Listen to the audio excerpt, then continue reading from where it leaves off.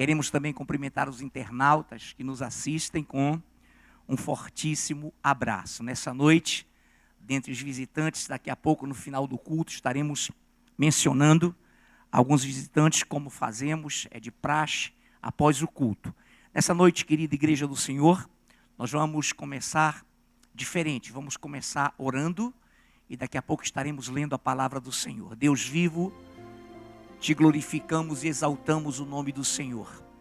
É em teu nome, Pai, que nos reunimos convictos de que o Senhor está aqui para nos abençoar, nos ungir, nos levar ao entendimento que o Senhor quer, para que estejamos sempre aptos a discernir, a entender onde pisamos, por onde andamos, e acima de tudo, Pai, ao adorar o teu nome, ao cultuar-te, entendermos a leitura desse mundo, como estamos vivendo, e acima de tudo, as sinalizações fortíssimas que apontam para um evento de dimensões extraordinárias, a vinda do Senhor. E é por isso que nós, como igreja, temos essa real esperança. A tua palavra diz que se essa real esperança não estivesse em nós, seríamos os mais infelizes dos homens. Por isso, temos a convicção plena de que o Senhor cuida da sua igreja, cuida de nós e estamos inteiramente ligados para que Deus nessa noite nos abençoe e unja, nos capacite a cada um que ouvirá a tua palavra, tanto aqui de corpo presente quanto pela internet, que possamos, Pai, beber, comer desse banquete que é a tua palavra e que nos será servido agora para a honra e glória do Senhor Jesus. Amém. Muito bem, Igreja do Senhor, nessa noite vamos entender algumas coisas importantes para que a igreja possa caminhar. Eu vou ler um texto rapidinho, depois nós conversaremos e entraremos nesse texto de novo. Vamos abrir no livro dos Juízes, versículo 1. Diz assim a palavra de Deus: Depois da morte de Josué, os filhos de Israel consultaram o Senhor, dizendo: Quem dentre nós primeiro subirá aos cananeus para pelejar contra eles? Quero repetir. Depois da morte de Josué, os filhos de Israel consultaram o Senhor, dizendo: Quem dentre nós primeiro subirá aos cananeus para pelejar contra eles? E quero ler também o capítulo 2, versículo 16, aí mesmo dos Juízes. Suscitou, ou seja, suscitou o Senhor juízes, que os livraram da mão dos que os pilharam. Vou repetir. Levantou o Senhor juízes, que os livraram da mão dos que os pilharam. Muito bem, igreja. Então nós nos encontramos nessa noite aqui no livro dos Juízes, e no momento em que havia morrido Josué, assumiu no lugar de Josué, assumiram os juízes levantados por Deus, indicados por Deus. É bom notarmos isso com muita precisão. Eu vou já fazer uma retrospectiva. Então Moisés primeiro sai com o povo do Egito, conforme ontem pregamos a síndrome da perseguição. Ele sai do Egito de forma miraculosa, ele vai para o deserto com o povo, e após a morte de Moisés assumiu Josué. Depois de Josué, onde entramos, assumiram os juízes. Muito bem. A pergunta no capítulo 1 é interessante, porque depois da morte de Josué, os filhos de Israel consultaram o Senhor, dizendo: Quem dentre nós primeiro subirá aos cananeus para pelejar contra eles? Para conquistar a terra de Canaã, eles teriam que lutar.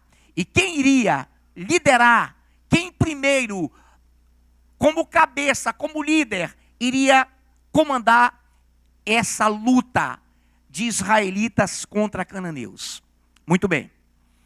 Amados, agora atenção, muita atenção, toda a igreja, você que é bem doutrinado, você que quer e vive com certeza a palavra de Deus, preste bem atenção para que você tenha uma noção.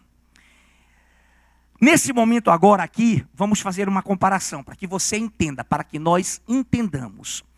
Imaginemos então aqui agora, preste bem atenção nisso, para que você entenda. Imaginemos agora que nós fôssemos aqui agora a sociedade ancestral. Ancestral, primitiva, que era de economia agrícola. Então tá, vamos nos transportar para lá, preste bem atenção. Estamos aqui reunidos e vivemos há mais de 4.000 e tarará de anos atrás. Visão bíblica. E aqui entre nós plantamos e colhemos. Plantamos e colhemos. Somos um povo ancestral de economia agrícola. Perfeito, preste bem atenção nisso. Então nós estamos aqui reunidos. Não há sobre nós governo. Não há sobre nós nenhuma instituição para regulamentar as nossas relações. Olha como Deus é perfeito. Legal? Então nós estamos lá no mundo ancestral. Preste bem atenção nisso. E plantamos e colhemos. De repente, agora claro que isso aqui tudo é figurado, tá, amados? De repente, o Anderson, que está lá no passado, olha para Isabel e diz, olha, é o seguinte, tu estás entrando aqui no meu terreno. Né, Isabel? Isabela. Eu sei que é Isabela, saiu Isabel porque eu estou pensando lá no fundo. Lá era Isabel, mas não tem isso não, tá, igreja? Pelo amor de Deus. Não há reencarnação não. Então vamos. Estava lá Isabela. Aí o Anderson diz, olha Isabela, eu estou achando que tu estás entrando aqui no meu terreno. Eu acho que essa plantação aqui é minha. Lá atrás, o Fred diz lá para o Afrânio Júnior, que está em pé, olha, você está colhendo aqui o meu melão. E começaram os desentendimentos na sociedade primitiva ancestral. Quantos estão acompanhando o raciocínio? Amém? Preste atenção nisso para que você entenda. Perfeito. E começa a haver discussões. Sociedade ancestral. Então lá Deus... A Bíblia, você sabe que os livros no Velho Testamento, nem todos estão em ordem cronológica. Mas a interpretação, como diz a própria palavra, é espiritual. Conferindo coisas espirituais com espirituais. Então está lá a confusão e pessoas passam do momento agrícola, vão adiante, começam a criar animais, enfim, camelos, ovelhas. E de repente se levanta um patriarca, um ancestral, e começa a mediar. Não como juiz togado, não existia universidade. Não como juiz de direito à época, não havia departamentos universitários, não.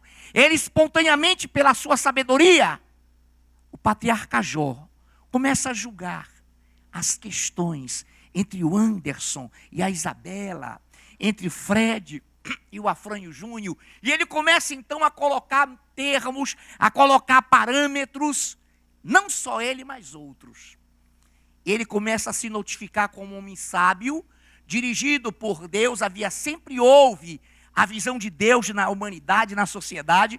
Nós sabemos que a partir do momento que a palavra foi escrita, Deus se revela de forma escrita, mas antes ele se revelava através da... Os céus proclamam a glória de Deus e o firmamento anuncia as obras de suas mãos. Quando veio os mandamentos na pedra, mais uma forma de Deus manifestar. Quando veio Jesus, agora vocês não têm nenhuma desculpa, porque vocês estão vendo aqui o Emanuel. Mas vamos para lá. Está lá o Jó. Lá vem as provações, deixa isso para lá agora.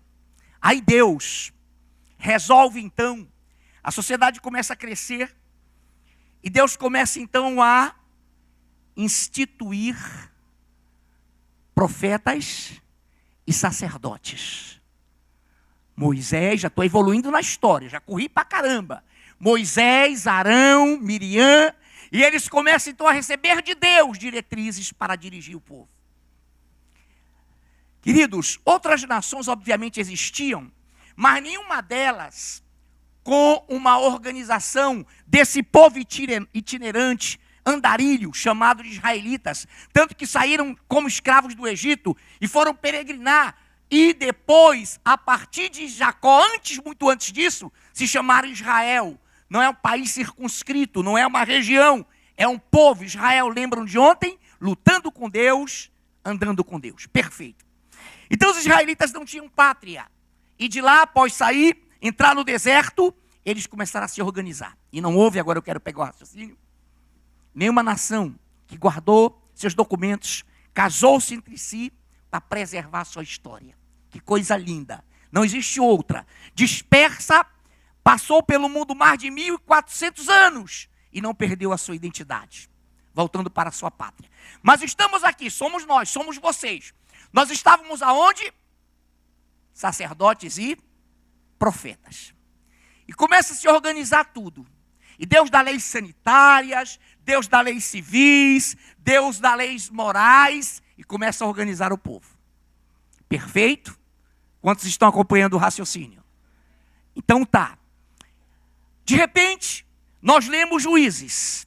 Depois da morte de Josué, morreu Moisés, assumiu Josué, morreu Josué. Aí o povo israelita pergunta, primeiro versículo lido, depois da morte de Josué, os filhos de Israel consultaram o Senhor, dizendo: quem dentre nós, primeiro, liderança, comandará, subirá aos cananeus para pelejar contra eles? Resposta no 2:16. Suscitou, levantou o Senhor juízes, que os livraram das mãos dos que os pilharam.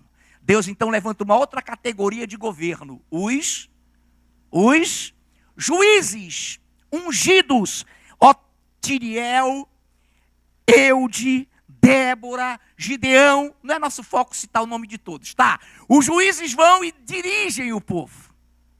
Daqui a pouco, igreja, vamos evoluir. Daqui a pouco o povo, já muito mais evoluído, com leis de mercado, começa a exigir um rei. Queremos um rei. E quem veio na parada? Eu estou lá na frente. Saul vai. E já havia sobre ele uma constituição. Entenda isso. Nós estamos aqui, são vocês, somos nós lá. Qual é a nossa constituição, pastor? É de Gleuma, graça, força de expressão. A palavra de Deus. O que existia na época? O Torá, o Pentateuco. Nessa época que eu estou falando. O Torá, o Pentateuco, os 5 livros Pentateuco, o Torá, a lei mosaica de Moisés. Já havia. E Saul, então, houve uma orientação divina. Faça isso, mas só execute quando o profeta Samuel chegar por mim ungido, direcionado, e der as ordens para iniciar. Saul foi, na mente dele, com a sua pressa, Samuel não chegaria na hora, ele adiantou a questão. Samuel chegou na hora e viu Saul tendo e fazendo uma competência que não era de um rei, mas de um sacerdote, de um profeta. A partir desse momento, Deus se vira e tira de Saul toda a unção. Foi o povo que escolheu Saul? Foi. O Deus vive, então, pelo primeiro apelo, não havia palavra democracia, nem democrático, pelo primeiro apelo do povo, Deus, tá bom, peguem um rei. Quebraram a cara, o rei ficou sem a unção, sem a direção de Deus. Então nós estamos lá. Aqui tem muita gente invocada com Saul, né? Saul já estava desobedecendo a Deus. E nós estamos, você está acompanhando comigo? E já tem leis e tal. Amados, vamos lá, o mundo evoluiu, presta atenção nisso, igreja. O mundo foi embora. Revolução industrial, revolução, eu vou pegar primeiro, revolução agrícola, eu feudalismo para o capitalismo, você já sabe disso, é revolução industrial, revolução elétrica, atômica, digital que estamos hoje. Mas antes disso, estamos caminhando, você não morreu, você continua caminhando. De repente lá na França, se levantam alguns pensadores e percebem que esses governos que estão sobre as nações, e principalmente na Europa continental, eram governos atabalhoados e estavam reis autoritários, absolutistas, déspotas, e estavam lá e nos oprimindo. De repente, não se preocupe com esses nomes não, só para, não é para demonstrar conhecimento não, só para que o internauta, algum visitante entenda. Montesquieu, Jean-Jacques Rousseau, Montesquieu levantam a teoria dos 3 poderes, executivo, legislativo e judiciário. E de repente estamos aqui hoje, agora. E o povo ontem, nós ontem, na nossa Assembleia Geral Ordinária, elegemos uma liderança administrativa, lembram? Diretoria executiva. E elegemos um conselho, uma comissão fiscal de contas. Perfeito. Preste atenção nisso. Então, nesse momento, se essa liderança, que também dentro dela tem pastores, homens espirituais ungidos, ela começar a atuar fora da palavra, o que vocês, povo, o que o povo vai dizer? E pastor Frank, Deus me livre, viu, igreja? E pastor Gabriel, pastor Paulo, presbíteros todos. Vocês estão agindo e pregando fora do capítulo tal, versículo tal. Vocês estão se pautando de uma forma totalmente aleatória a essa palavra. A nossa constituição maior. Saul desobedeceu a palavra de Deus e Deus exerceu sobre ele impeachment. Ele ficou fora da vontade de Deus, né, Marcelo? Quebrou a cara, foi impeachmentado por Deus. Morreu feio, feio, feio.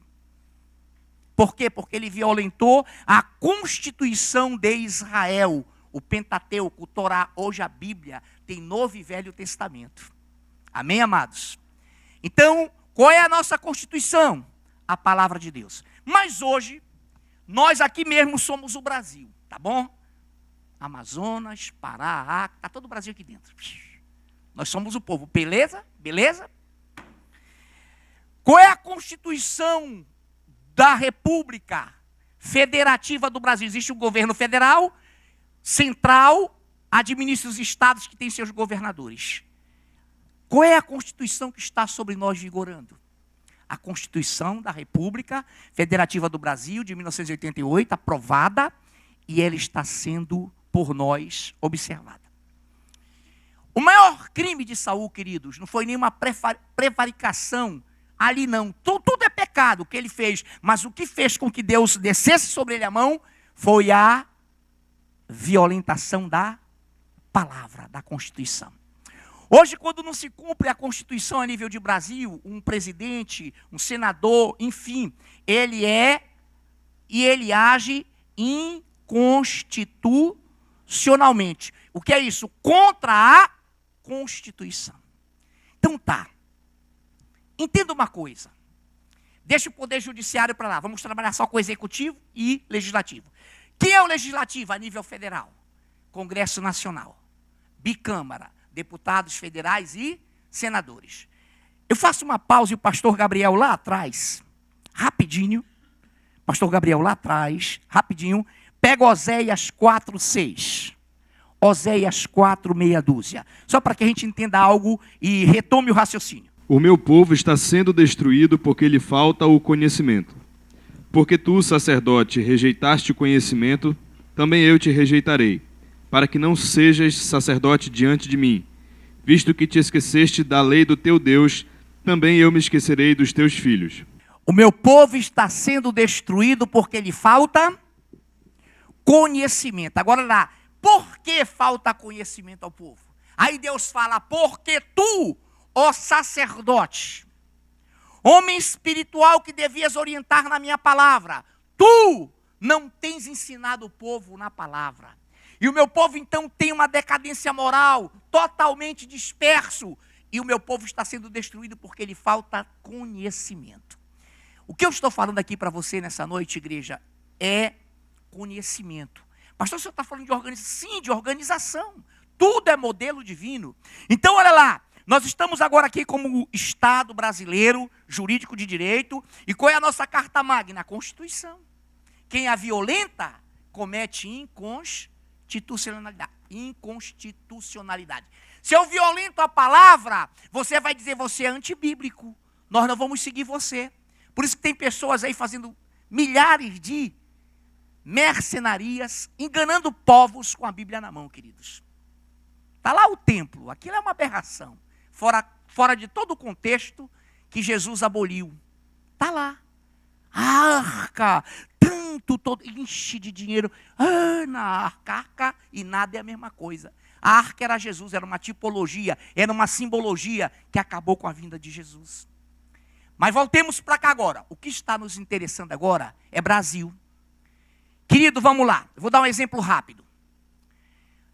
Quantos lembram do nosso último relatório do Bradesco em prol do desenvolvimento da obra? Construir para salvar. Não é preciso citar. Todos nós que ouvimos. Maravilhoso, né?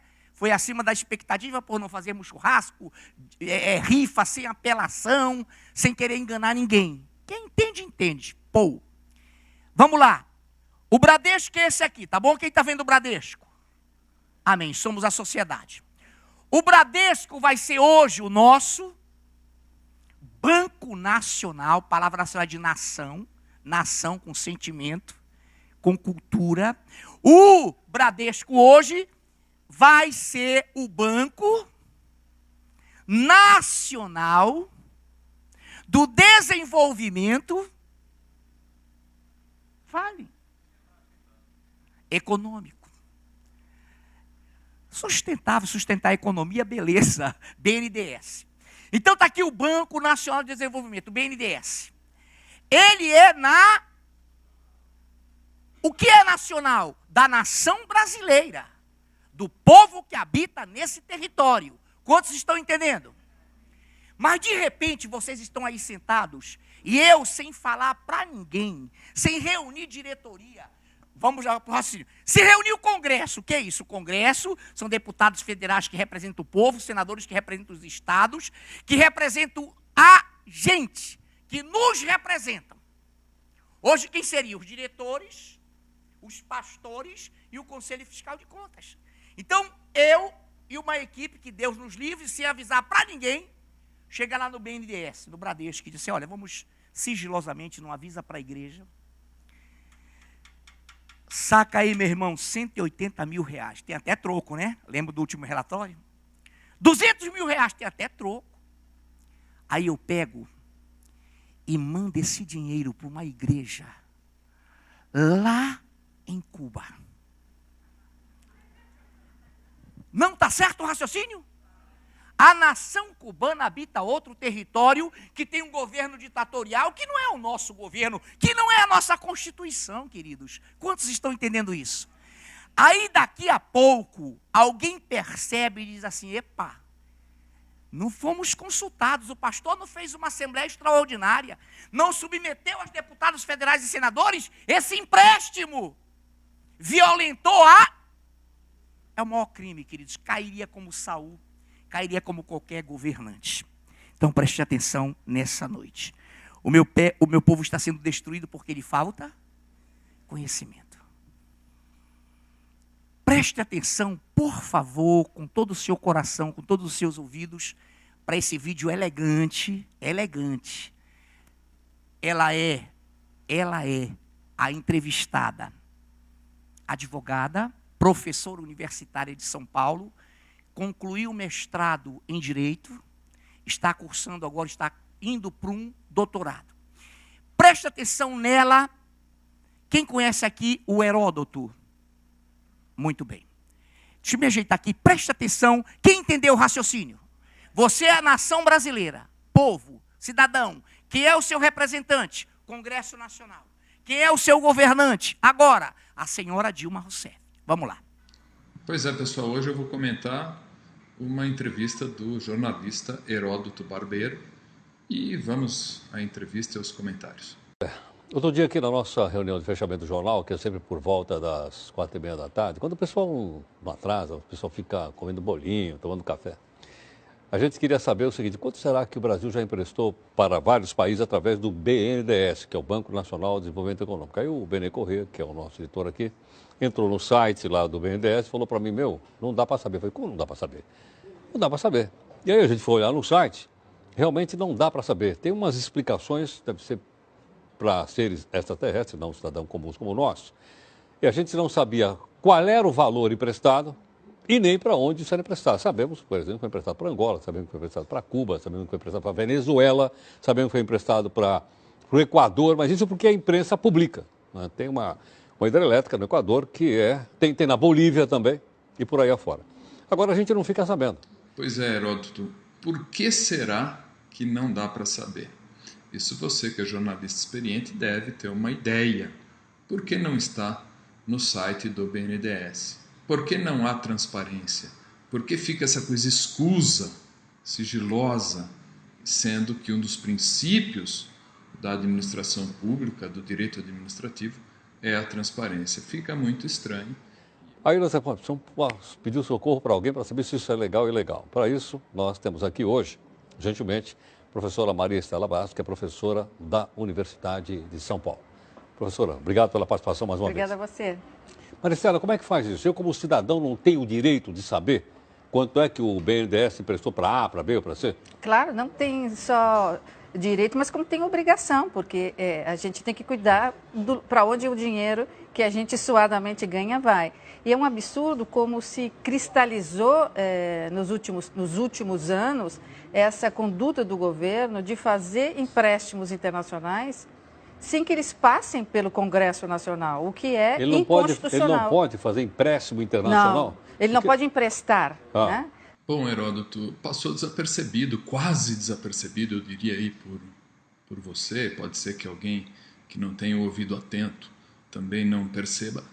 A palavra inconstitucional, foi isso que minha colega disse aí, que é inconstitucional esse empréstimo. Bom, se é inconstitucional, eu fui ver na Constituição onde é que estaria o artigo que diz que não pode fazer isso. Vou ler aqui para vocês tirem suas próprias conclusões. Bom, pessoal, então eu comprei aqui uma Constituição, está aqui, né? Comprei na Saraiva, uma Constituição da República Federativa do Brasil, promulgada em 5 de outubro de 1988, estava aí saindo da faculdade. E vamos lá, né? Artigo 49 é de competência exclusiva do Congresso Nacional, exclusiva, atenção para a palavrinha.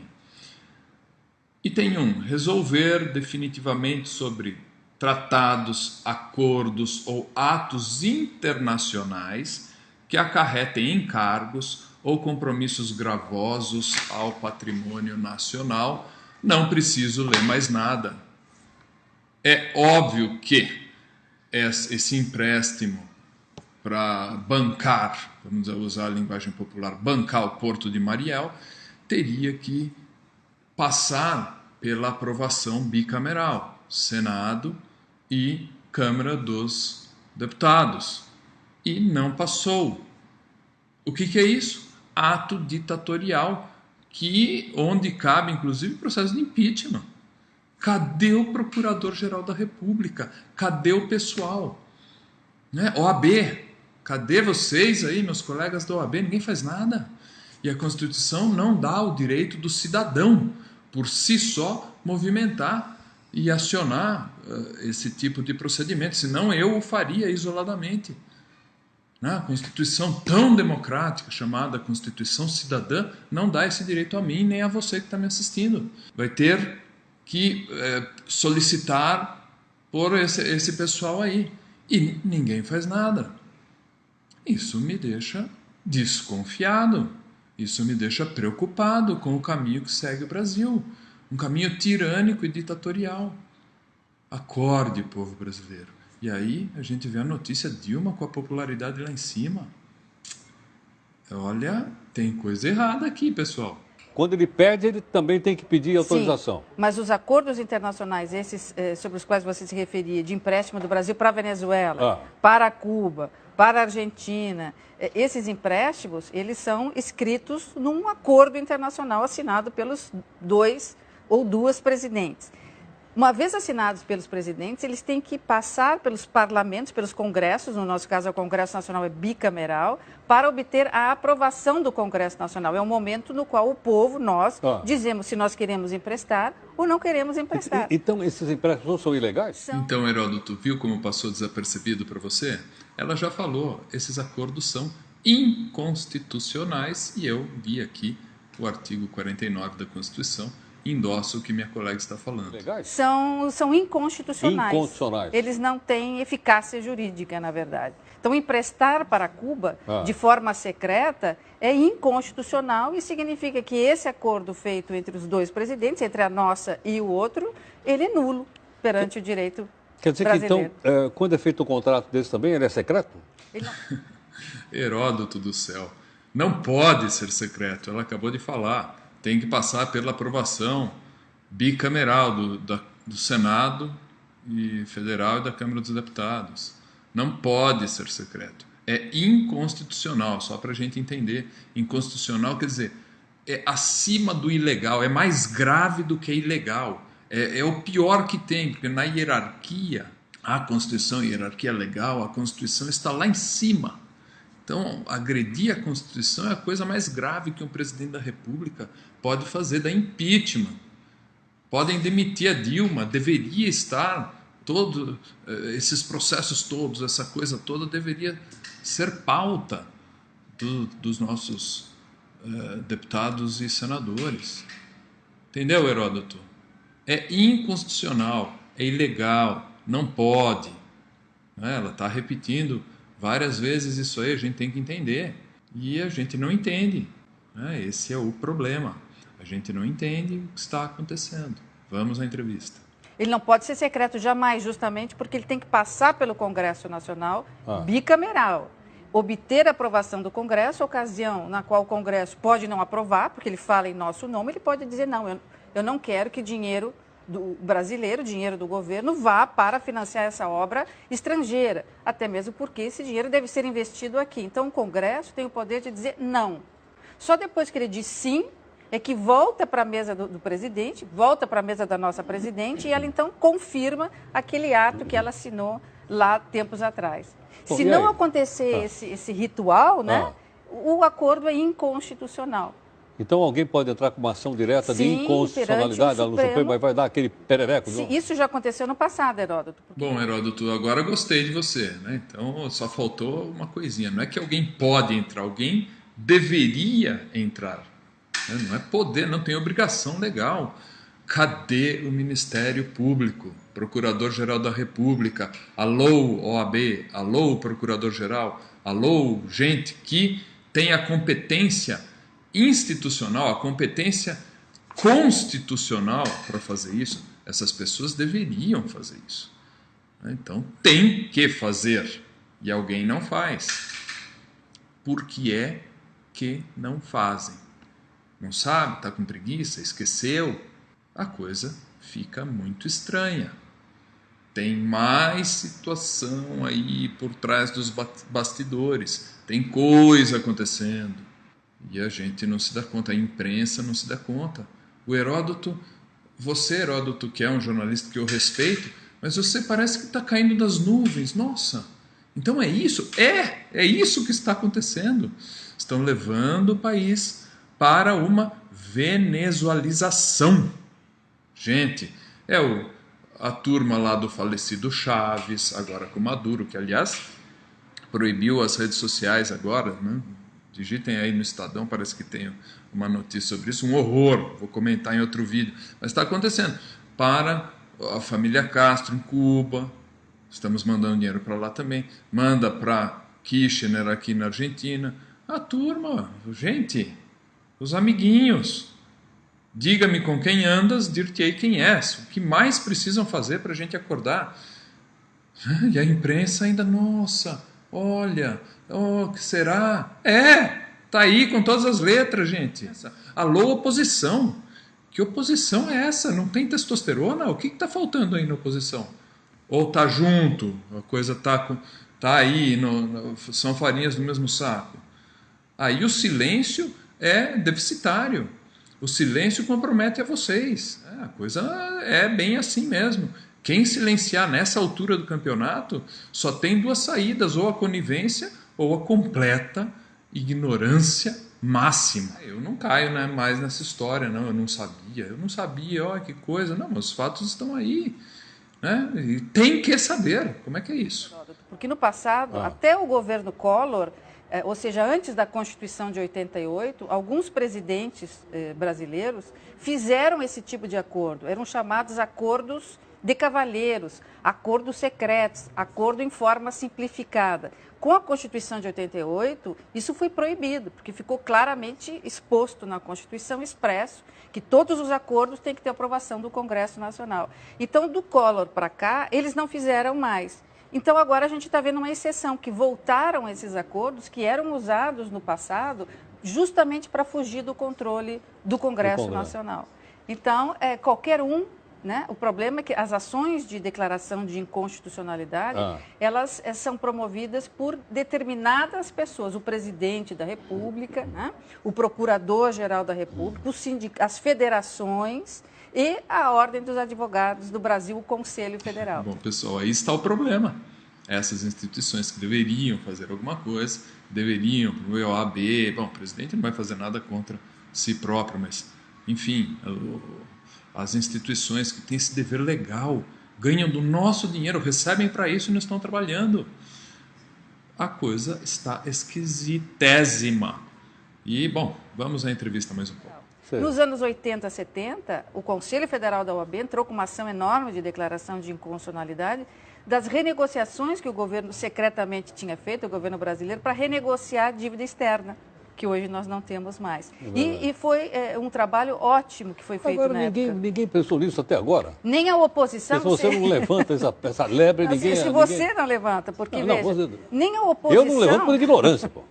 Mas a importância do jornalismo é essa, porque a oposição é que deveria fiscalizar, a oposição é que deve dizer, olha, eu estou aqui no Congresso Nacional, esse acordo não passou por nós, não passou pelo povo, ele não tem vigor, volta para cá o dinheiro que foi emprestado. Né? Bom, como é bom olhar aí minha colega falar tantas verdades, uma figura bonita, inteligente, a gente percebe que tem conhecimento do que está falando, agradável de escutar, que bom que tem mais gente observando, que eu estou aqui observando, assustadíssimo.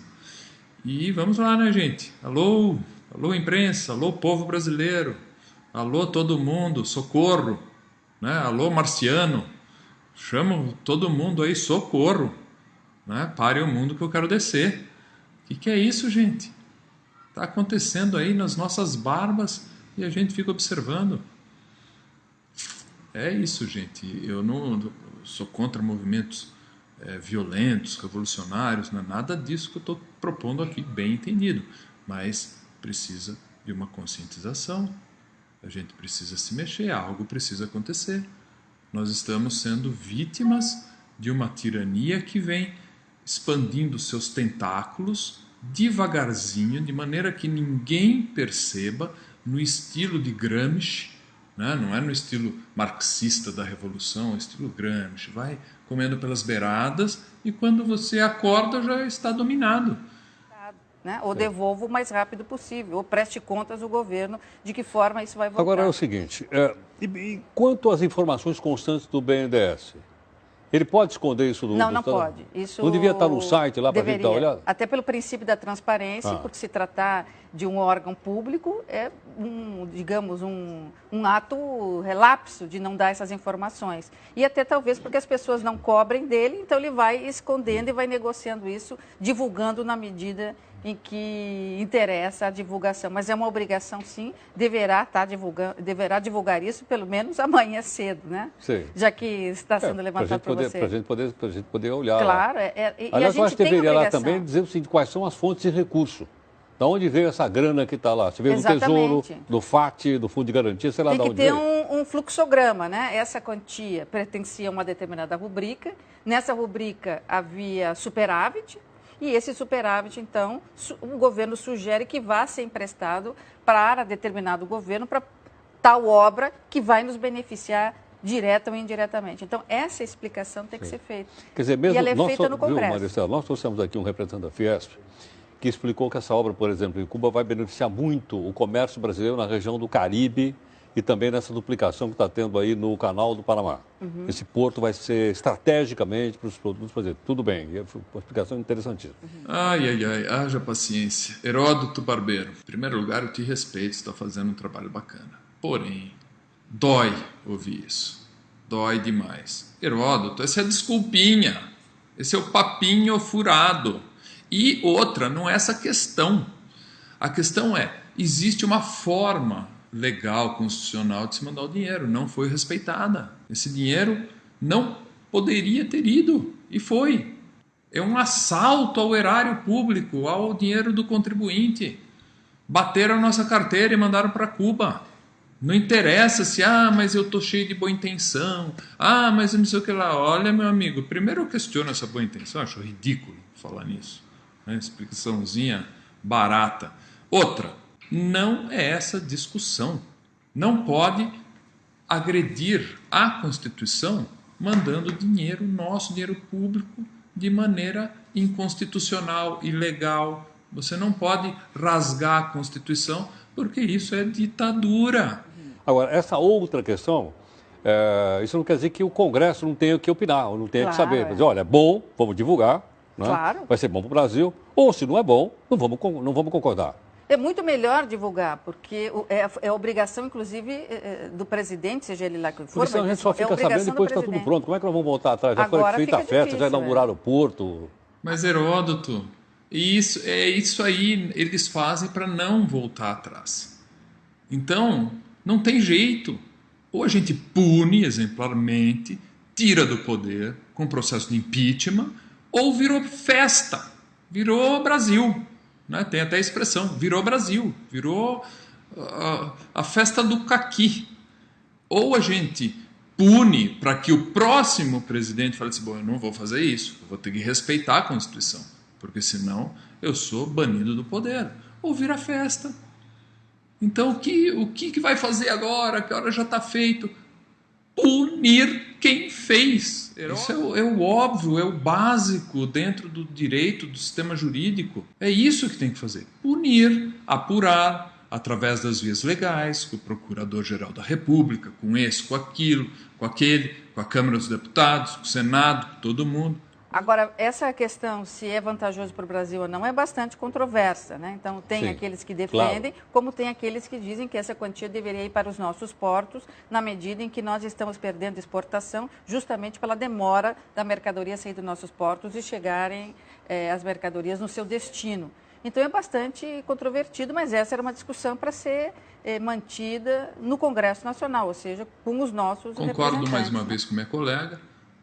Obviamente, não é bom para o Brasil, não é bom para o Brasil, porque mandar dinheiro para construir porto em outro país, sendo que os nossos próprios portos estão deficitários, é no mínimo um ato de estupidez. No mínimo, para ser bonzinho. Agora, repito os meus comentários anteriores, que não é essa a questão, porque não sou nem eu, nem minha colega, nem o Heródoto Barbeiro, nem você, que tem legitimidade para debater isso em termos de viabilidade constitucional para envio desse dinheiro, mas sim, e não é também tão pouco a presidente da República, mas sim o Congresso Nacional, nossos deputados, nossos senadores, conforme está expresso na nossa Constituição, na Carta Magna. Então, essa é uma outra questão. A questão prioritária no momento é que houve uma remessa inconstitucional, ilegal, do dinheiro público para fora do país. Quem fez isso foi a nossa presidente da República. E a pergunta é, quem vai apurar isso? Por que não estão apurando isso? Por que estão colocando panos quentes nisso? Se vai punir ou não vai punir, podemos discutir, é outra coisa. Agora, pelo menos apurar, levantar. E os nossos representantes, que nós pagamos com o nosso suado dinheiro, a pesada carga tributária deste país, não estão fazendo. Aqueles que recebem para fazer, não estão fazendo. Agradeço. Amém, querido. Então, peguei a verba que é para aumentar o nosso templo. Falta porto aqui, né? Está faltando porto aqui. Aí eu mando lá para Cuba. Aí você diz, pastor, para lá. O banco é nosso, pagamos as taxas, depositamos. E que negócio é esse de pegar esse dinheiro e investir? E aqui a gente apertado, quebra a saboneteira, muda, põe o sabão. Pastor, o que é isso? Nós precisamos de espaço. Essa igreja aumentou 3 vezes, lotou. Se nós aumentarmos 5 vezes, lotará. Então nós temos que investir aqui. Igreja, por isso que a Bíblia diz, o meu povo está sendo destruído porque lhe falta conhecimento.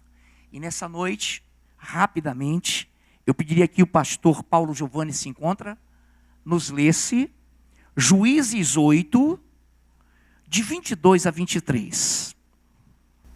Então, os homens de Israel disseram a Gideão: domina sobre nós, tanto tu como teu filho e o filho de teu filho, porque nos livraste do poder dos midianitas. Porém, Gideão lhes disse: não dominarei sobre vós, nem tampouco meu filho dominará sobre vós. O Senhor vos dominará. Olha lá, o povo então viu Gideão fazer aquele ato maravilhoso, com 300 homens vencer os midianitas. Aí o povo: reina, domina sobre nós, faz o que tu quiseres, não cumpre a lei. Epa, Gideão, para com isso. Quem vai reinar sobre vocês não sou eu nem meu filho, é a palavra. São os valores de Deus na nossa vida cidadã. Quem vai reinar é a Constituição, queridos. É a nossa carta magna, é a nossa lei maior. Quantos estão entendendo isso? Amém, queridos? Então, creio que nessa noite, você, eu, nós, um internauta, está aprendendo, porque é uma linguagem pedagógica, simples, sem uma palavra muito rebuscada, muito complicada. Quantos entenderam? Vamos lá então, com 2 Crônicas, livro de 2 aos Crônicas, capítulo 1, verso 10. Dá-me, pois, agora sabedoria e conhecimento, para que eu saiba conduzir-me à testa deste povo. Pois quem poderia julgar este grande povo? Salomão. Senhor, ele estava pegando o reinado, né, queridos? E assumir à frente do povo. Senhor, disse ele, dá-me sabedoria, dá-me conhecimento da tua palavra, para que eu fique à testa, à frente, para que eu dirija esse povo na tua verdade. Senhor, dá-me sabedoria. E por isso Deus se agradou tanto dele, pela sua humildade, ele se dobrou à lei maior, à palavra de Deus. Assim um presidente, um rei, um príncipe deve dobrar-se à carta magna. A Bíblia, queridos, nos seus fundamentos, nas suas questões pétreas, a Constituição, nos seus fundamentos, nas suas questões pétreas, é toda bíblica, é fundamentada na palavra. Por isso, nessa noite, curvemos nossas frontes. Pai Santo, nós temos orado agora pela alma da senhora Dilma Rousseff. Nós a respeitamos como ser humano, Senhor. Nós não somos coniventes com zombarias, com escárnios da pessoa humana dela, mas a figura dela, Pai, de dirigente da nossa nação, é uma figura que violenta a Carta Magna. É uma figura que, além de violentar a Carta Magna, com os seus braços PSOL, com seus braços PCdoB, violenta os valores da família, violenta os valores da palavra de Deus. Senhor, nessa noite, mais uma vez, nós colocamos esse gigante, esse Leviatã, esse monstro, que é a ação inconstitucional dela, não ela, nas tuas mãos. Para que o Senhor haja, enquanto nós nos movemos, como Gideão se moveu, enquanto nós nos movemos como o teu povo se moveu, o Senhor fará aquilo que será impossível fazermos. A ti a honra, a ti a glória. O Senhor é o Senhor dos senhores, é o Senhor dos exércitos. Por isso, Pai, unge-nos agora com os teus louvores, que cantemos ao Senhor em nome de Jesus. Amém. Pode aplaudir o Deus.